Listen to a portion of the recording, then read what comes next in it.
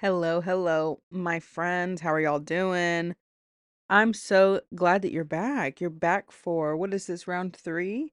Had to check the old calendar. My my BlackBerry. Remember when people were having to say that? Could not be me.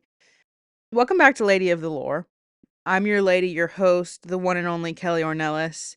I'm happy that you stopped in to hang out for a little while today on your perhaps your morning commute. I do try to get these episodes out at 8 a.m. sharp on the dot on the money because I don't know, I thought it would be funny forcing you into like an 8 a.m. class. But I'm really just an early bird. And I'm trying to force myself into becoming a really good early bird again because I went through this phase of like getting up at 5 a.m. and I really enjoyed it. I was extremely productive. I don't know, but it's like over the summer that slipped, and my summer didn't technically end. I used to, we all used to could enjoy not having school and like not waking up early and all of those things. And now here we are, real world people. And some of us have to get up early for work, some of us don't. It's just a struggle for everyone, I'm sure. But I used to really enjoy getting up early, and I need to get back into the swing of things. And that's what I'm trying to do over here right now. We are at towards the end of August. So I'm trying to get back into the groove and get back into a rhythm. And maybe one day you'll find me up again at 5:30. Let's all cross our fingers and hope. I wanted to start out first and foremost today by thanking everyone, by saying thank you sincerely from the bottom of my heart.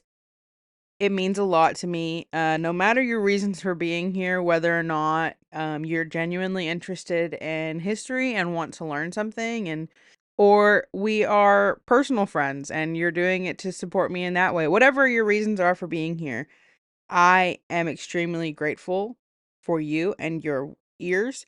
These are things that I'm extremely interested in and passionate about, and fortunate enough to have the ability to share with you all. And you do not have to be listening to me right now. There are far more, you know, I don't want to say fun. I feel like I'm pretty fun. I feel like this is pretty fun. So I'm not going to say there are more fun things that you could be doing, but maybe there is in your opinion.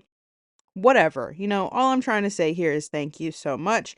That I'm very grateful for all of your support, your feedback.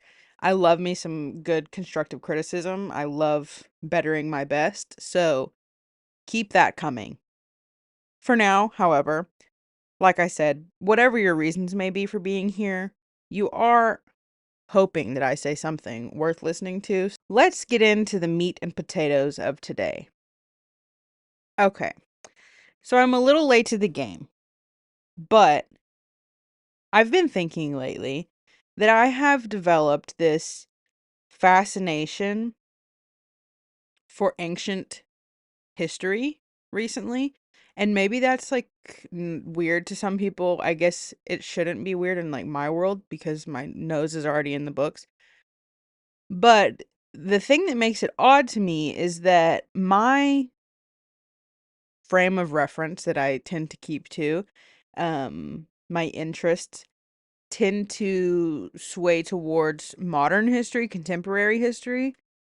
And as a historian, we separate periods so that it's easier. It's like history is easier to study whenever you chunk it up and understand, in periods. You'll have like prehistory, which is before written history, and then ancient history. You have the Middle Ages, modern history, and then again contemporary history within, that has living memory attached to it. And that's kind of like the way Western history is developed or studied. So I'm not someone who typically dabbles in that. And in my field, whenever you develop your interest, you develop your niche, you kind of just continue going down that hole because it obviously captures your attention for some reason. And then you begin to specialize. It's kind of like a doctor, and then you go to like specialists for whenever you need certain kinds of procedures or whatever. So studying ancient history has never been me. It's never been my thing. So I started doing some reading. I think it started with, I'm trying to think back on really what got me going down this little rabbit hole this summer. But I know that I definitely, oh, Maybe I'm just now realizing and it's just now clicking that I think it might be like House of the Dragon and Game of Thrones that's doing it. That's actually kind of funny to me because I'm definitely the person who has boarded the hater train before and been like making fun of people who watch Lord of the Rings or like the Harry Potters. I never got into any of that. And here I am, genuinely so locked in. Whenever I'm watching Game of Thrones, I need to be by myself, lights are off, like I'm totally locked into what I'm doing.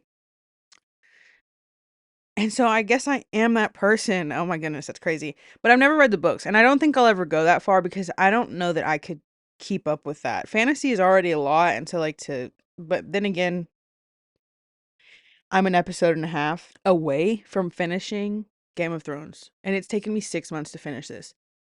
Is that a lot or a little? I don't know. But anyway, so I guess it might have been Game of Thrones that got me into doing all of this ancient history studying. So I started digging into reading some different things, and I picked up a book on like Greek. It was a mixture of like Greek mythology kind of romance dealio. I really liked it.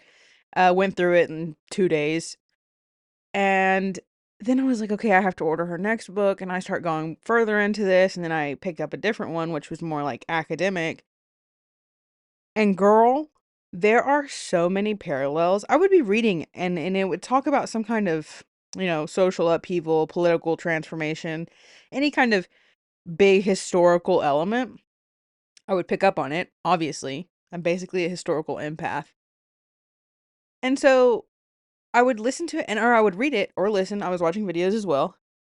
And I would think, oh my gosh, there's such a direct connection, an invisible string that connects us from or things that have happened that we're directly repeating or that we're directly attached to between modern politics and today's world and then in ancient Rome.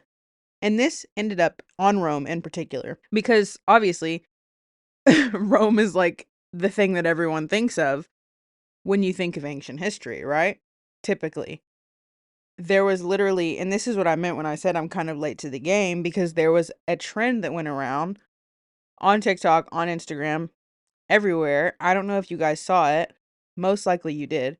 But friends who for my friends who aren't familiar with it, it was basically I think what happened was a video went around asking men how many times what is something that they think of every day. And they were like, "Oh, the Roman Empire." And it was an answer for a couple of different people. So then it kind of became this other thing where women started asking the men in their lives, dads, husbands, brothers, all of them, asking them how many times a week or how many times a day do you think about the Roman Empire? And a lot of them would answer, "Oh, daily," or multiple times a day, 3 to 5 times, like very frequently. And then this fascination with how many times a day men think of the Roman Empire was born. And then everyone started thinking, okay, well, what's one thing that I think about daily? And then it became their Roman Empire.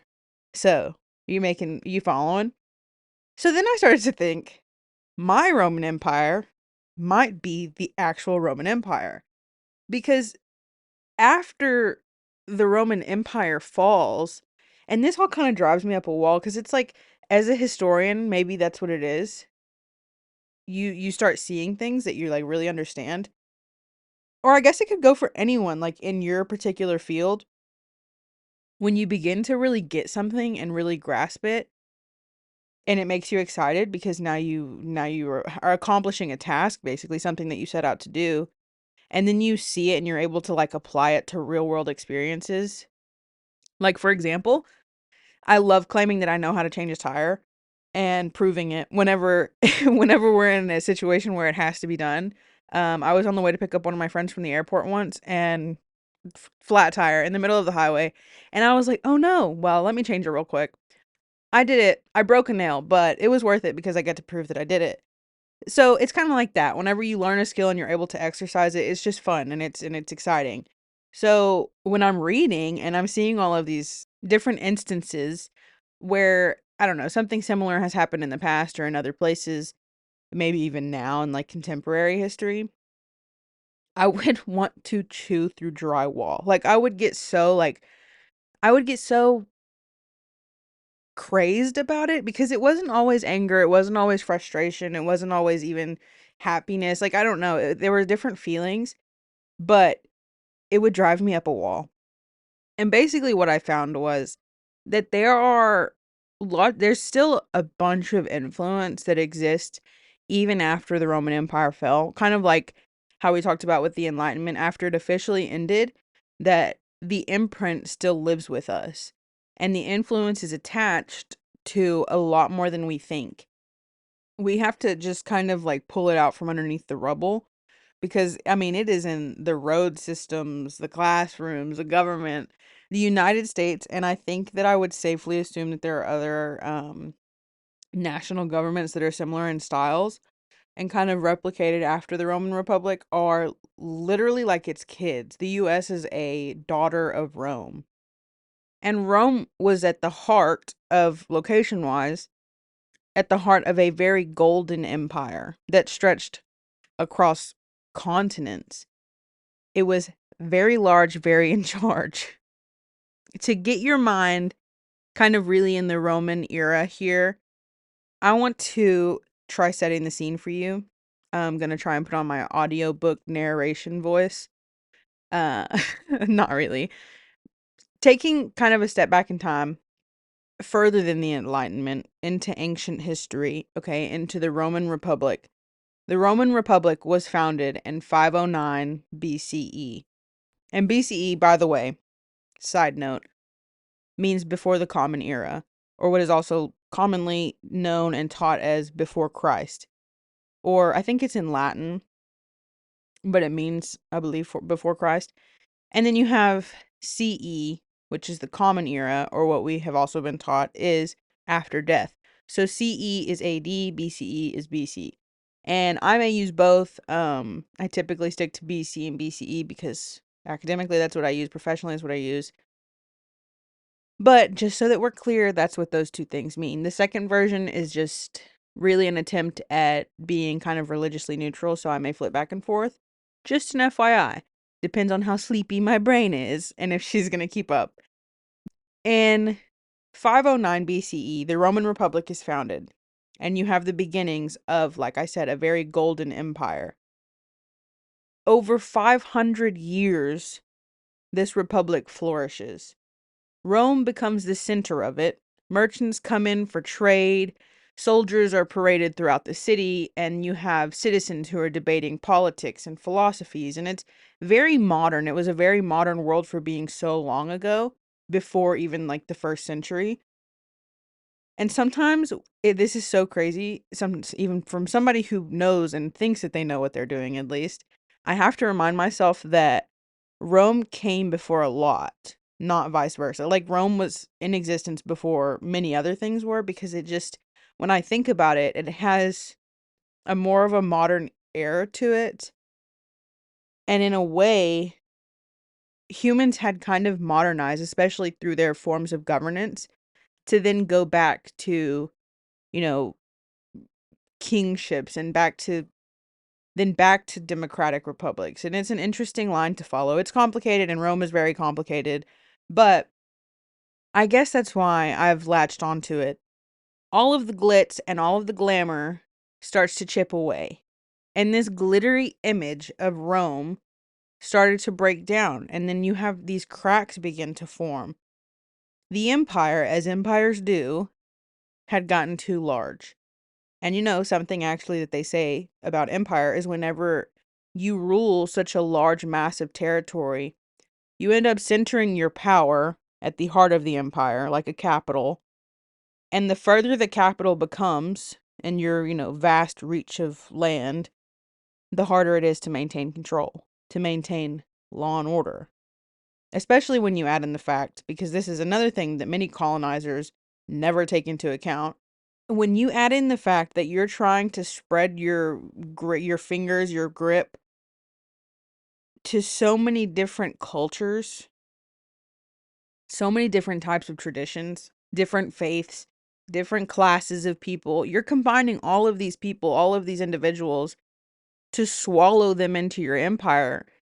And that is just not it's not going to work. It's not going to happen. The mixture is oil and water, and it's never going to combine. Not forcibly. Not into one cohesive thing. A nation without diversity just seems unknown. It seems impossible. It's kind of like back to me yapping about Game of Thrones. In Game of Thrones, when Daenerys goes through and she begins conquering all 7 kingdoms, and she, frees the masses, and what does she call herself? The breaker of chains. And she, she stakes her claim. And then she moves on to the next. And then she doesn't realize, and if I were her advisor, I would have totally ate this up. She doesn't realize that she's leaving behind a group of people who are stoked into rebelling against her. Because obviously, I mean, you leave behind people who were just had their cities demolished, and you expect them to, fight for you. Okay, whatever. I guess they let my resume slip through the cracks. But these people start rebelling, and she has to backtrack. She has to go back to put down rebellions, which gets in the way. And then it becomes harder to keep control. The same went for Rome. Okay, they were once regarded for how strong their military was. And that strength and that military might was a part of Rome, the great entity. The Roman legions had begun to weaken. All of the people that they were going through and conquering were pulled into those forces. And then they were made to defend this giant empire that they were creating and that had been, breaching into their territories. The original forces of the Roman Empire were stretched thin, and soldiers were made, from ordinary men who didn't necessarily serve the interests that they were expected to. They start giving weapons to the same people, the barbarians, as they were the conquered tribes hired as mercenaries to fill the ranks of the Roman legions. And there were a lot of instances, obviously, where their loyalties shift, especially when a better price tag was attached to their services. Their loyalties would change, and they'd turn on whoever employed them onto the next. Because you have to remember, these people don't necessarily have love for the empire that conquered them. The conquered territories meant riches, and it meant money. It meant all of the spoils of war. And all of the riches only helped the elite get wealthier. It helped the rich get richer. And then the lower classes, per usual, you guessed it, saw little to no benefit from that at all. Obviously. So then you have the gap between the rich and the poor grow a lot bigger than it ever had been before. And people are getting upset. They're getting very bothered by the fact that Rome, celebrated for its superiority, is no longer protecting them, defending them, feeding them like it may have at one point. As these people get bothered, they start lashing out. And Benjamin Franklin, obviously not alive at this point in time, but still at one point says, a republic can only last as long as the people want it to. So if your rulers, if the republic you support has stopped caring if you live or if you die, they've stopped caring about whether or not you're fed or if you can feed your family, then why support it? Why protect it? Why defend it? So this argument, this land distribution dispute between the rich and the poor turns into a nightmare. And then tensions begin to boil over, politically at least. There's an assassination of 2 tribunes of the plebeians, which were representatives of the people, basically. They're Congress people, if that pleases you. They were 2 brothers who tried their hand at reform, and through redistributing land to the poor instead of maintaining these great estates where they were operated off the backs of slaves. But these brothers, not liked by the other political parties, the other political hands, were killed. And their assassinations spark a wave of political violence. It was like the moment that someone was able to accomplish something through bloodshed instead of diplomacy, they reverted back to this uncivilized way of handling things, like a dog with a bone. Or, actually, I make this reference a lot. Do you guys remember watching Nemo? And I think Dory nicks herself somehow and she starts bleeding around the sharks that they're visiting at their weird AA meeting for fish eaters. She starts bleeding, and I think this is when they're trapped. And I don't remember exactly the details because it was 100 years ago when I watched it last. But the big shark smells the blood and his eyes go black. He goes crazy trying to break into wherever Dory and Marlin were, trying to eat the little fishes. And he's like saying, "Here's Brucey." You know, I know that you guys know what I'm talking about. That's the kind of thing that I imagine to be happening at this moment. The first smell, the first taste of blood, and these people are like, awesome. This is how we're going to accomplish things now. So a shift in tide comes of how political power was won. No longer was it negotiated and granted through a peaceful electoral process, not through debate, not through law, but through force and through bloodshed. What began as a very early example of a functioning republic got too big. It got too powerful, and as many would say, it got way too big for its britches. So the Roman Republic slips. And at the same time, the culture had shifted in the masses, in the people, where focus was less and less on the political process and on how important it was to maintain institutions and traditions of peace and protecting the peace. Over time, crises and tensions and challenges all came to a head to culminate slowly into the end of Rome. The decline was gradual, but as it happened, the rot spread and the corruption took root. Soon enough the politics were a mess, and self-interest was king, and luxury was king, and decadence was king. And here's where you hear that Rome fell because of that decadence, that it was their overconsumption that did them in. And here's where things get so crazy.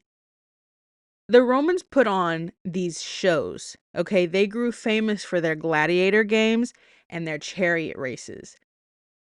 And they were very cruel. These things were very cruel. They were not as badass as Russell Crowe makes it seem, and not as good as I know Pedro Pascal will make it November 22nd when Gladiator 2 comes out.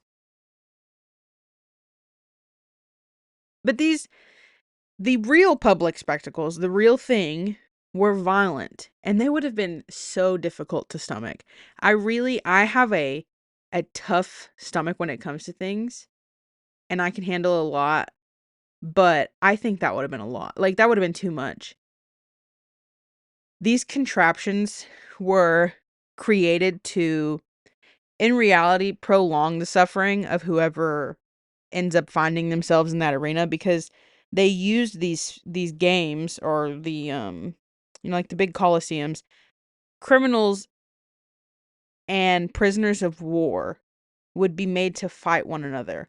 Or they would also, more often, they would be thrown in this pit with lions or with bears, sometimes with leopards, sometimes all three, for punishment.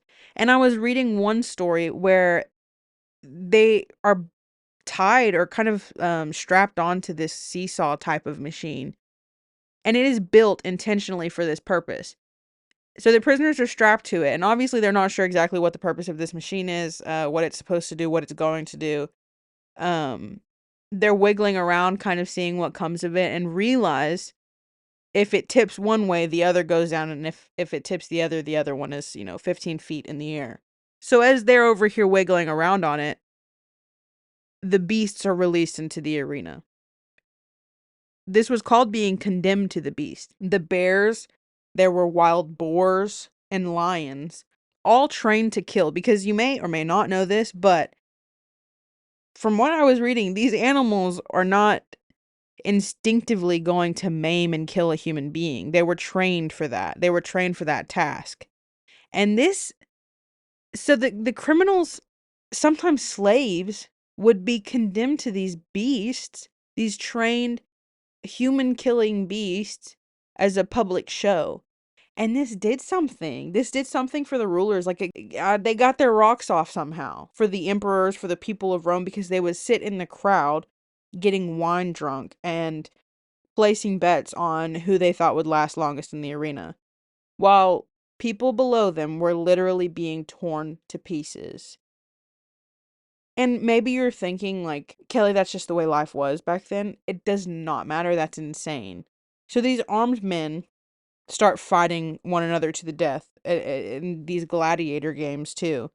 And at one point, you have even emperors and generals taking part in this, except these are trained gladiators, the badass gladiators fighting disabled people or starved POWs who are absolutely no match for, the trained and ready Roman. They were butchering them, and they were making a show out of it. They were so drunk on their own tomfoolery and their own complexes that they made a literal Super Bowl out of it. And it was all fueled by that belief in their own superiority over everyone else. I also learned that they staged naval battles as well, and that was something that I hadn't heard of before at all. I had known about the gladiator games, the chariot races to an extent, but nothing of the naval battles. And from what I saw, they would dig trenches or water channels for the specific use of putting ships in them. And they would put one ship full of Romans and one ship full of convicts and more prisoners, so that the two groups could fight one another. And they would reenact these great victories of Rome, and people would die in these performances for the sake of entertainment. Death was this constantly flirted with thing for public show. They were flexing, for everyone to see, to display the greatness of empire, saying, look at what we can do, how mighty we are, how mighty the Roman Empire is. I actually, reading on this, thinking on this, had a hot take, had an opinion pop up in my brain. And I don't know how you guys feel about hot takes. I've learned that it's a very funny icebreaker. It's a pretty good way to get the conversation juices, really flowing, until it isn't. And, your hot take is like you love the cucumber flavored Gatorade, or you think that the earth is flat, something like that, where those opinions, not around here, partner. Those opinions are invalid here. And I was just thinking on kind of the historical side of it, some historical hot takes. And I was thinking about it today, and then remembered back to a conversation that I'd had a while back with someone. This was a complete stranger, but like always, the silence speaks far too loudly, and it's too awkward. And then I struck up a conversation with them in my perfect Southern Belle way, remember? So I began a conversation with this young gentleman. And I started with something smooth, like I do. And I don't remember the specifics, but he said something about having a lot of controversial opinions. And obviously, being me, I was like, oh, yeah, you and me both, friend. And at first, it was very light. It was very lighthearted. He was talking trash about Starbucks and other coffee chain places. And then we got into jobs and things like that. And after I told him what I do, he was like, okay, well, I've got a good one for you. And I was like, okay. And he says, I'm kind of a history buff as well. And recently, I've kind of thought that I've realized as a black man, I think that slavery did more for my ancestors than it did to harm them in the long run. And I wish that I had the cricket sound effect right now, because at first I was like, what? Like, you're joking, right? Like, the uncomfortable laughter. Like, you're not actually about to pitch slavery to me, right? Like I'm Mark Cuban and you're about to give a speech on a long-term lucrative plan for chattel slavery. No, brother, I have to disagree. So I was my flabbers were gasted because I'm looking at him probably with confused disgust or a very, another disoriented feeling. And he said, okay, okay, let me explain myself because I'm sure he could see it on my face. I can't really hide that. He proceeds to tell me that he thought the Atlantic slave trade made it possible for the migration of populations who would not have found passage to a very prosperous country otherwise.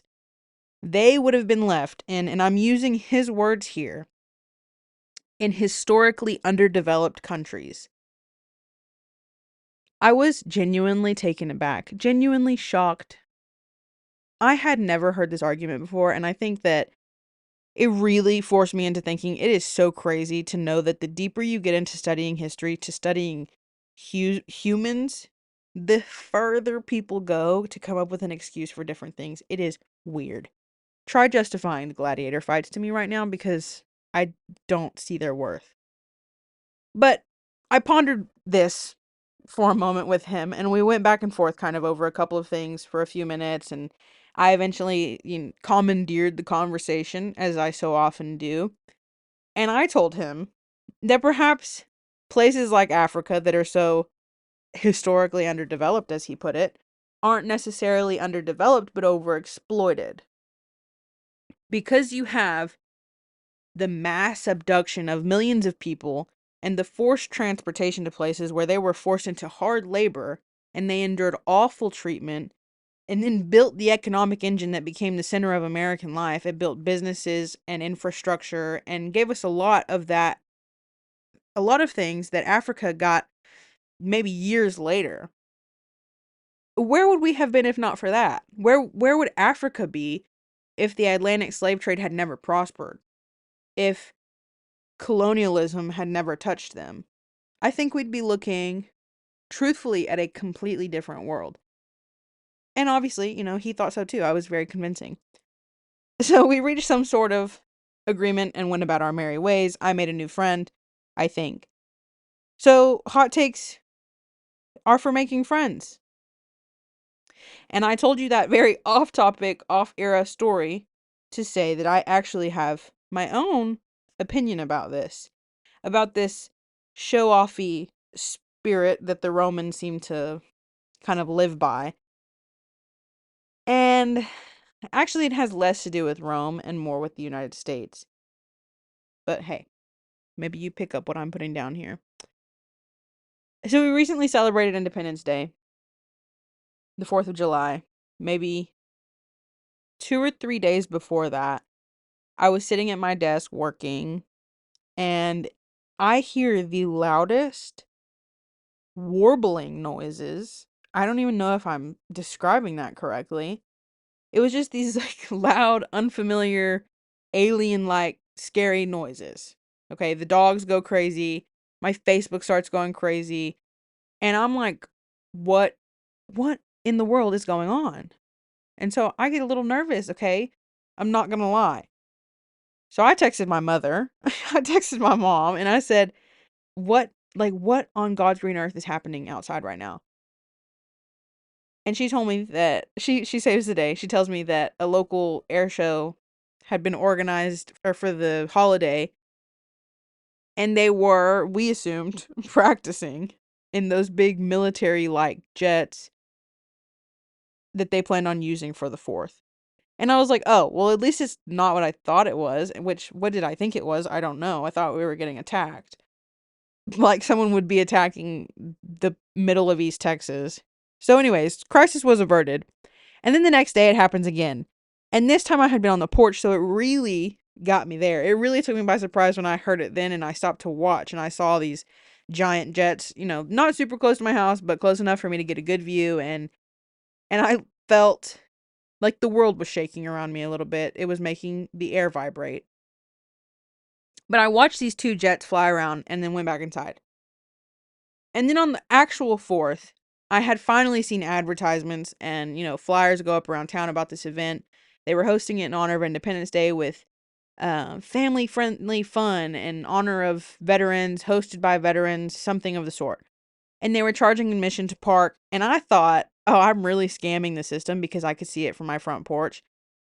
When I finally sat to watch it on the 4th of July, when the sun started to go down, I sat there and I thought, wow, this is crazy.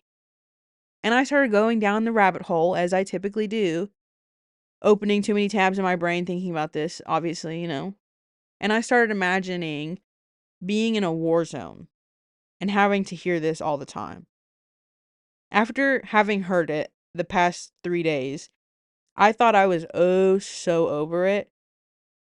Over that constant, like, random warbling that would start and scare me out of my skin. And I thought, God, how awful it probably is to be hiding out somewhere and hear this over your head. And then it got worse, and I started thinking how much worse it would be to be living in a place. Living in a place that could be the target of these jets. Living somewhere where this sound, this warbling noise, is the last sound that you hear before total chaos. Before something really scary that texting my mom was not going to fix. And it made me so emotional. It's making me emotional right now. I was borderline crying on my front porch on the 4th of July thinking how absolutely astounding it is that these jets are flying over my house, honoring veterans, celebrating, flexing, while people across the world are terrified to hear these sounds. They do not sit from their porches and think they scammed someone by getting a free show, or they're sitting in front of their windows praying that those jets don't get any closer to them.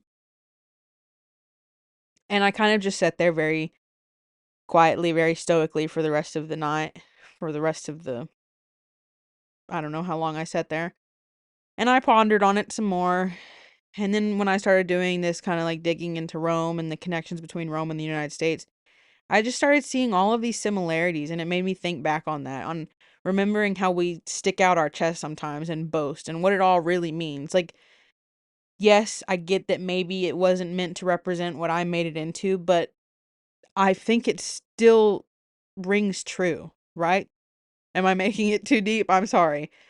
I feel like it does. And it speaks to our complex, how the reality, like reality for some people is so scary. And here we charge $40 to park at a tailgate party celebrating America. You know, celebrating a very small piece, flexing the ability of the American cough cough empire. So that's something that was left on my brain by that. And how, Roman decadence, which infected the Roman Republic and Rome, once it turns imperial, into an autocracy where someone held absolute power, was among the top reason that it declined. Why its power faded. Alongside that constant overexpansion, it couldn't keep up with the size, the expenses, and the costs of empire, of keeping that, well-oiled machine running. The politics became a nightmare, like I said. The leadership isn't lasting. Assassinations are happening. And then you have, the role of leader being auctioned off to the highest bidder. I mean, it was a mess. Their values began breaking down. And with that, obviously, their faith in leadership begins to die. The people, at least. Because how do you trust something so unstable? The values were eroding. Everything that made Roman culture, began to feel, at that point in time, the weight of Christian influence. And then it got even messier. The fall of the Republic starts the decline, and then Rome turns into an autocratic empire that is eventually split in two. The Western Empire continues decline, and then finally fell to invasions in 476 CE. And then the eastern half continues under the Byzantine Empire. That's what it begins to be referred to as, which is past my expertise. I get really confused and need more training on that before I start yapping about it. Again, while I'm looking, I find this quote that was written by, I think you pronounce his name Petronius.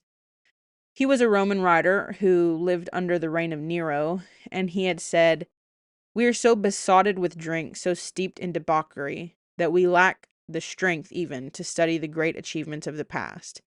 And this made me realize how so many Romans did just that. They began to put all their focus on what historians have called the breads and the circuses. They were so focused on taking in the grand happenings and, obsessed with all of those little distractions like the gladiator games and the prisoners being torn apart by lions in the arena, and they lost sight of what actually mattered. And it was very much intentional. If you do a little more reading on that, it was a tactic of control that emperors deployed. Your ruler stays popular, obviously, when he's putting on these great shows in his name and that honor how great he is and how wonderful he is for keeping the country in order when people are actually starving and, putting on those grand shows to prove just how great you are when there is so much more to be done, when there is much more that is needed. So dumb to me. No one believed that Rome would fall. No one at all believed that such a great republic, 500 years old, would fall and that it would leave such a legacy. And I may haven't mentioned it already, but I'm going to again. The United States governing framework takes inspiration from that Roman model. Their political system was extremely similar to how we have the American participatory system. Politicians had to hustle for votes then, and it was the same, fairly participatory with their Senate set up. They had to talk people into voting whatever way. Similar to now, we get campaign ads. But when you get to a point where men who only cared about power stopped caring about, traditional authority and the process of things, they stopped caring about what was right and started focusing on their own personal gain. They had the elections wrecked by gangs, literal gangs that were employed by other politicians. And we've talked about the assassinations and really the hijacking of things, the disruption of the political process is similar to things that have happened over time as well. During the Revolutionary era in France, the happenings with the National Assembly, or also, hello, what happened here in the United States during the January 6th riots, getting in the way of the political process. That is what that is called. So, what will we do with this information? What is it about distractions that keep us so pulled away from our reality? What are the distractions? What do I myself get distracted by? I'm already really deep into this rabbit hole that I keep calling it, and I want to continue exploring it, and I hope you're fine with that. And it's interesting to understand and then to relate back to history because that's always fun. But I'm going to continue that on our next episode. And I hope that you've enjoyed some of my discoveries today. If not, my apologies. I hope you like next. But anyways, thank you so much for joining me today. Thank you so much for letting me steal some of your time this beautiful Thursday. I hope that you have a wonderful weekend and that you join us next week. If you like what you're hearing here, please subscribe to the show. It tells me how many of you are watching, and that makes me so happy. So, yeah, if you love it, share with your friends. Let them know that they need to be in on the lore. And for today, I'm going to bid you guys farewell. I'll see you next week. Bye.